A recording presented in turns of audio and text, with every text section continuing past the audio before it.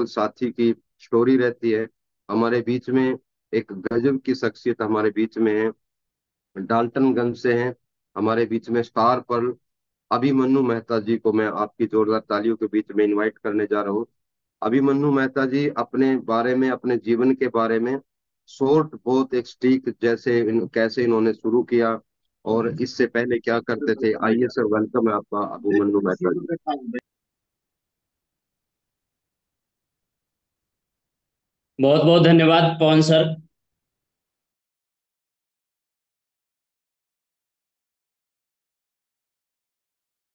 सभी साथियों का हार्दिक वेलकम है, स्वागत है। और खासकर हमारे जितने भी अपलाइंस हैं, हम सभी के अपलाइन हैं, महागुरु हैं, सभी का बहुत बहुत वेलकम है, स्वागत है। परिचय से बात शुरू करता हूँ। मेरा नाम अभिमन्यु मेहता, रहने वाला झारखंड में एक जगह है गढ़वा जिला, कांडी प्रखंड के अंतर्गत एक छोटा सा गांव है सड़की, जहाँ मेरा गांव हुआ। अभी मैं अपने गांव से 100 किलोमीटर दूर डाल्टनगंज, एक डिस्ट्रिक्ट हेडक्वार्टर है पलामू प्रमंडल में, मैं वहीं पे रहता हूँ। पिताजी किसान हैं, खेती बाड़ी से जुड़ा हुआ है अपना फैमिली। आधी फैमिली गांव में रहते हैं और वाइफ बच्चे, मैं शहर में रहता हूँ यहाँ पे। आरसीएम मेरे पिताजी के माध्यम से मेरे को मिला। स्टोरी थोड़ा ऐसी है कि नाना करते प्यार तुम ही से कर बैठे। जब मेरे पिताजी अपने घर के कामों के साथ, हम चार बहन दो भाइयों को परवरिश कर रहे थे, इसी दौरान एक टाइम आया जब मेरे पिताजी एक कंपनी में जुड़े। और मैं उस टाइम डाल्टनगंज में पढ़ने के लिए आया था। मुझे पता चला कि मेरे पिताजी कोई कंपनी जुड़े हैं जिसका नाम है आरसीएम। जिंदगी में पहली बार नाम सुना आरसीएम का। मुझे अच्छा नहीं लगा, मुझे लगा कि किसी ने फंसा दिया है पिताजी को। और जब मैं घर से यहाँ से जाता था डाल्टनगंज से पढ़ाई के दौरान छुट्टियों में, तो उनकी वहाँ पे जोश जुनून देखकर लगता था कि ये तो बिल्कुल सीरियस हैं इस काम को लेकर। लेकिन मैं बहुत सीरियस नहीं था। मुझे अच्छा नहीं लगता था, गांव के लोग उनके मुंह पर कुछ कहते थे और मैं पीठ पीछे कुछ कहते थे। मुंह पे तो कहते थे कि नहीं भैया, ये बहुत अच्छा काम है, जुड़ेंगे। और बाद में मुझे कहते थे कि ये तो चाचा पगला गए हैं, ये भैया को आरसीएम का भूत सवार हो गया है। तो मुझे अच्छा नहीं लगता था जब इस तरह से कमेंट लोग करते थे। और मुझे आज बड़ा अफसोस होता है कि लगातार 2 साल तक मैं इस सिस्टम के विरोध में रहा। कई एक बार मीटिंग में जाने का, छोटी मीटिंग में जाने का मौका मिलता, होम मीटिंग वगैरह में लोग ले जाते, तो मैं बहाने कर देता तरह तरह का कि ये इस गांव में नहीं चलेगा, ये शहर में चलेगा, ये फंसाने का काम है। बहुत तरह तरह की मेरी विरोध की भावना थी। लेकिन आपके दिमाग में आ रहा होगा कि अच्छा वो दिन कौन आया जब से समझ में आया कि ये आरसीएम अच्छा है, करना चाहिए, और आप किए। तो मैं अपनी रियल स्टोरी की शुरुआत करता हूँ कि जैसा एक हर स्टूडेंट का सपना होता है कि पढ़ाई लिखाई करके नौकरी प्राप्त करना, तो वैसा मेरा भी टारगेट था कि पढ़ लिख करके आगे गवर्नमेंट जॉब करेंगे। और उसके लिए मैं शहर डाल्टनगंज में आया था। लेकिन यहाँ 2 साल रहते रहते पता चला कि जिस जॉब को लेकर मैं तैयारी कर रहा हूँ या आगे मेरा सपना है, वो उतना आसान नहीं है जितना मैं सोच रहा हूँ। यहाँ आने पे जो पुराने साथी पढ़ने वाले थे उनसे मिला, तो पता चला कि वो बीए फाइनल करके 3-3 साल, 4-4 साल, 5-5 साल तैयारी करने में लगे हुए हैं। और वो अभी नौकरी के आसपास भी नहीं है। जबकि मेरे पास स्थिति उल्टी थी कि समय मेरे पास उतना ज्यादा नहीं था, क्योंकि घर में एक बहन की शादी हो चुकी थी, 3 बहनों की और शादी करनी थी। और वो सारे घर के लोगों का अपेक्षा मेरे ऊपर लगा हुआ रहता था कि बेटा को पढ़ा रहे हैं तो कुछ करेगा। और मेरे लिए एक नौकरी का सपना खास इसलिए हो गया था कि मेरे गांव में ही एक व्यक्ति का एसएससी में जॉब हुआ था। तो बड़ा उसका नाम था और बहुत ही चर्चा था, तो मुझे लगा था कि ऐसे ही मेरा भी हो जाएगा और मैं भी सारे सपने पूरे करूंगा। लेकिन यहाँ आने पर, शहर में आने पे आटे दाल का भाव मालूम हुआ।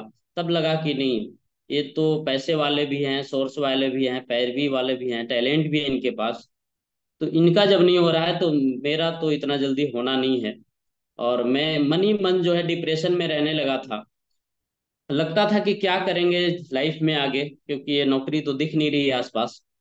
उसी दौरान मैं छुट्टी में अपने गांव गया हुआ था, और मैं जो मेरे अपलाइन थे वो एक सवाल करते हैं मेरे से मिलने के बाद कि बताओ अभिमन्यु, अमीर घर से तो हो नहीं, पढ़ लिख कर करोगे क्या। और मेरे अंदर भी यही चल रहा था कि मैं पढ़ लिख कर करूंगा क्या। राइट टाइम पे वो राइट बटन क्लिक किए, और मैं पूछा कि आप एक बार आरसीएम का प्लान बताइए। और उन्होंने प्लान दिखाया तो मुझे लगा कि इसमें तो कोई दिक्कत नहीं है, बस ये दुकान बदलने की बात कर रहे हैं और लोगों की दुकान बदलवाने की बात करनी है। मैं बोला कि ठीक है, क्या करना पड़ेगा। तो घर से सपोर्ट तो था ही, क्योंकि पिताजी की ज्वाइनिंग, पिताजी जुड़े थे और एक अच्छा काम किए थे कि मेरे नाम से जुड़े थे। तो बोले कि एक प्रोग्राम है हमारे सभी के ग्रेट अपलाइन आदरणीय राकेश शर्मा सर का, और उस प्रोग्राम में मुझे वो ले गए, वहाँ जाने का मौका मिला। आज मुझे याद नहीं है कि वहाँ क्या बताया गया था, लेकिन उस प्रोग्राम में मुझे इतना आनंद आया, इतना अच्छा लगा। जो भी लीडर आए इतने अच्छी बातें किए, ऐसा माहौल बना वहाँ पे कि मेरे अंदर आरसीएम चला गया उस दिन। और वहाँ से मैं चार्ज हुआ, और ट्रेन से लौटते टाइम ही मैं जो मेरे अपलाइन थे उनको बोला कि आप बताइए इस प्लान को कि कैसे आगे बताना है। और ट्रेन में ही मैं इस प्लान को सीखा, और उसके बाद मैं उनका प्लान दिखाने के लिए ना के बराबर सहयोग लिया, और मैं उस दिन से प्लान दिखाना चालू कर दिया। और जब प्लान दिखाना चालू किया तो लोग भी जो है समझने लग गए, क्योंकि मैं पहले विरोध में था। जैसे ही मैं समझाना चालू किया तो जितने मेरे आसपास के दोस्त वगैरह थे लगभग ज्वाइन किए, और मेरा सफर यहाँ से आरसीएम का चालू हुआ। लेकिन उस सफर को आगे बढ़ाने में मेरे साथ शुरुआत में बड़े चैलेंजेस थे। और जो सबसे पहला बड़ा चैलेंज था वो मेरा था कि मेरी उम्र उस समय बहुत कम थी। तो मैं कई बार समझाने लोगों को जाता था, लेकिन लोग मुझे समझा करके वापस भेज दिया करते थे, और मैं बड़ा परेशान हो जाया करता था। लेकिन उस समय एक मैं बहुत अच्छा काम करता था कि महीने में एक बड़ी मीटिंग हुआ करती थी आसपास में। हर हाल में, हर काल में मैं उस मीटिंग में जाया करता था, और वहां से मुझे पूरे महीने की काम करने की एनर्जी मिल जाया करती थी। और मैं, मेरा काम बस एक ही था कि जो भी मेरे संपर्क में आए उसको मैं प्लान दिखाता था। चाहे वो मेरे रूम पे आए, चाहे मैं ट्रेन में जाऊं, बस में जाऊं, शादियों में जाऊं, रिश्तेदारी में जाऊं, कहीं भी मैं जाता था, कोई भी मिलता था, तो मैं उस व्यक्ति को प्लान दिखाता था। इसका परिणाम ये रहा कि फिर आगे बहुत बड़ी टीम बनी। और चैलेंजेस की बात कर रहे हैं तो उस समय मेरे पास व्हीकल, गाड़ी के नाम पे कुछ भी नहीं था।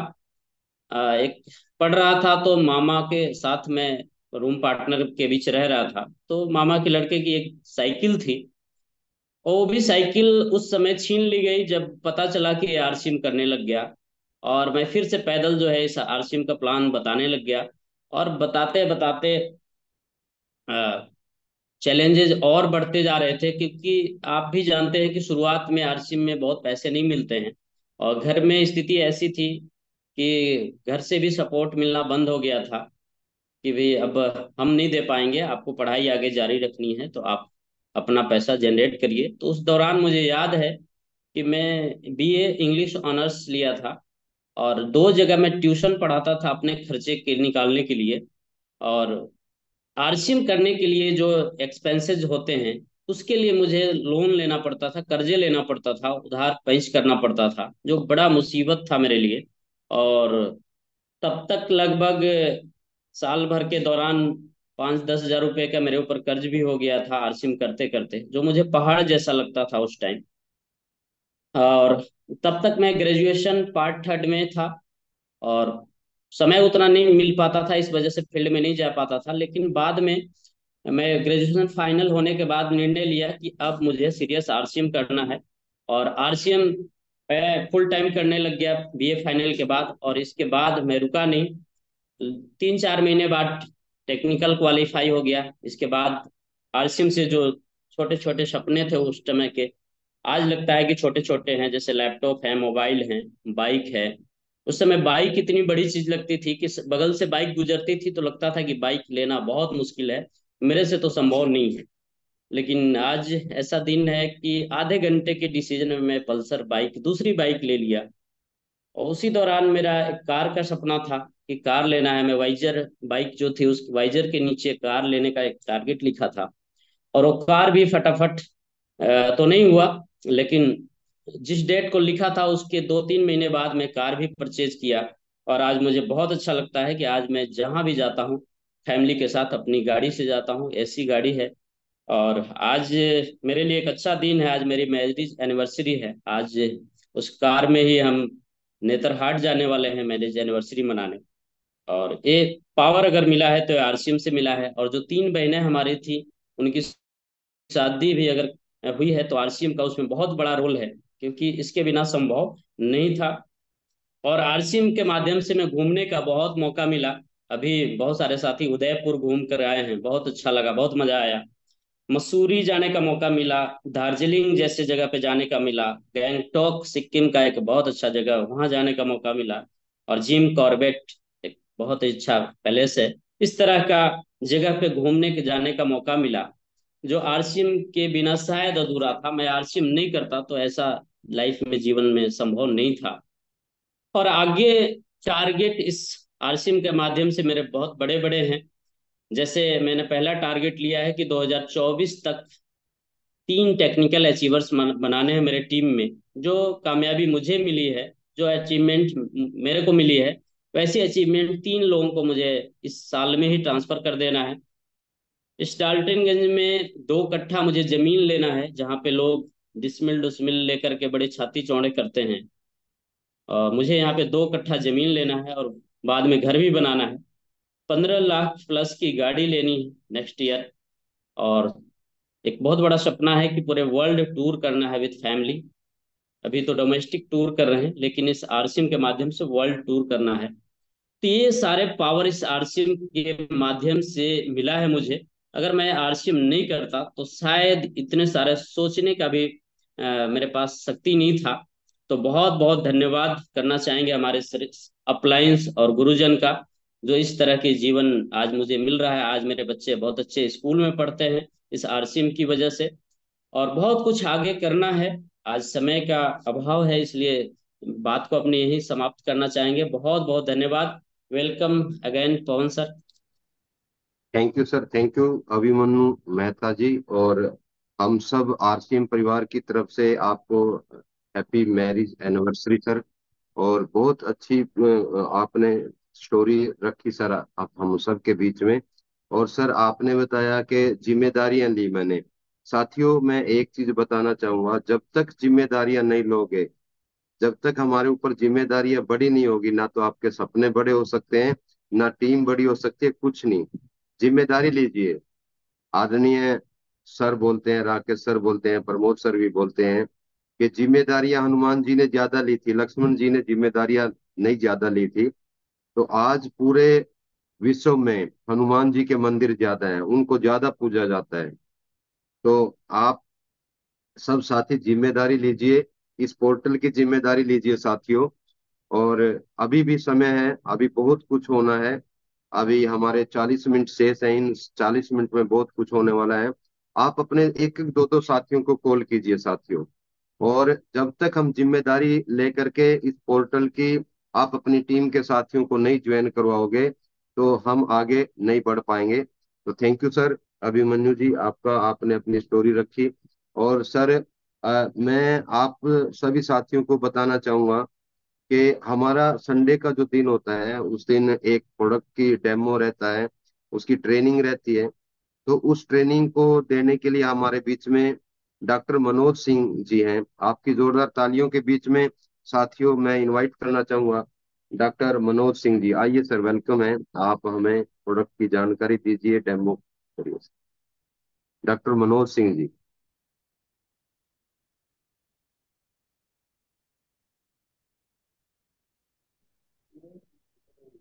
जी बहुत बहुत धन्यवाद पवन सर। आपने अवसर दिया इसके लिए आपको आभार और नमन। Welcome sir.